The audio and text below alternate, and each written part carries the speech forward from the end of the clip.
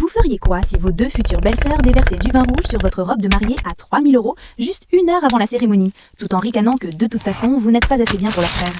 C'est l'humiliation que j'ai vécue le matin de mon mariage. Mon nom est Sarah. Marc et moi, on s'aimait éperdument. Mais ses deux sœurs, Clara et Inès, me détestaient depuis le premier jour. Pourquoi? Parce que je venais d'un milieu plus modeste qu'elles et qu'elles ne supportaient pas que Marc m'offre la vie qu'elles estimaient méritée. Elles pensaient que j'étais une petite chose fragile qu'elles pouvaient écraser. Mais elles avaient oublié une chose. J'ai grandi dans un quartier difficile et j'ai appris très tôt à ne jamais laisser passer une attaque sans répondre au décuple. Tout a commencé 6 mois avant le mariage. Elles essayaient de saboter chaque détail. Le traiteur, les fleurs, la liste d'invités. J'ai commencé à avoir des doutes quand le traiteur m'a appelé pour dire que j'avais annulé la commande des desserts. C'était elle. J'ai alors décidé d'installer un petit micro dans la cuisine de ma belle-mère lors d'un déjeuner familial. Ce que j'ai entendu m'a glacé le sang.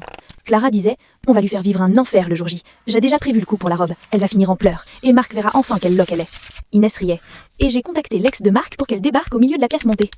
J'ai fermé les yeux, j'ai respiré un grand coup et j'ai souri. La guerre était déclarée.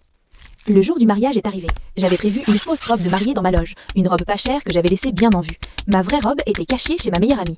Comme prévu, 1 heure avant la cérémonie, Clara et Inès sont entrées dans ma loge avec des verres de vin. Elles ont trébuché et ont ruiné la robe. Elles faisaient semblant d'être désolées. « Oh mon Dieu, Sarah, quelle maladroite je suis! Tu vas devoir te marier en jean ?»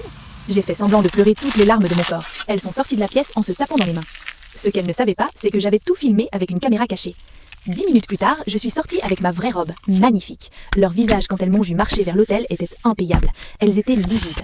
Mais le meilleur restait à venir. Pendant le dîner, au moment des discours, c'était mon tour de prendre la parole. Merci à tous d'être là. J'ai commencé avec un micro à la main.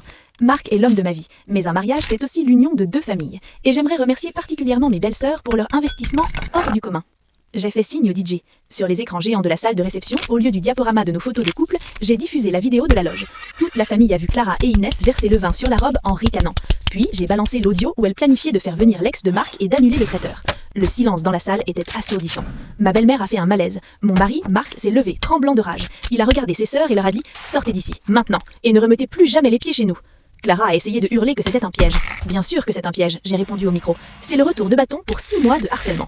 Elles ont été escortées vers la sortie par la sécurité devant 200 invités qui les huaient. Elles ont perdu toute crédibilité auprès de leur famille et de leurs amis. Le père de Marc, qui finançait leur style de vie luxueux, leur a coupé les vivres le soir même pour pur dégoût. Aujourd'hui, Marc et moi vivons heureux. On a coupé tout contact avec elle. Clara travaille maintenant dans un petit job qu'elle déteste et Inès a dû vendre sa voiture de sport pour payer son loyer. Moi, j'ai les photos de leur visage décomposés encadrés dans mon bureau. On dit que le linge sale se lave en famille, mais moi j'ai préféré le laver en public, sous les projecteurs. Ne jouez jamais avec une mariée qui a des yeux partout et un cerveau qui tourne plus vite que le vôtre. Échec et mat.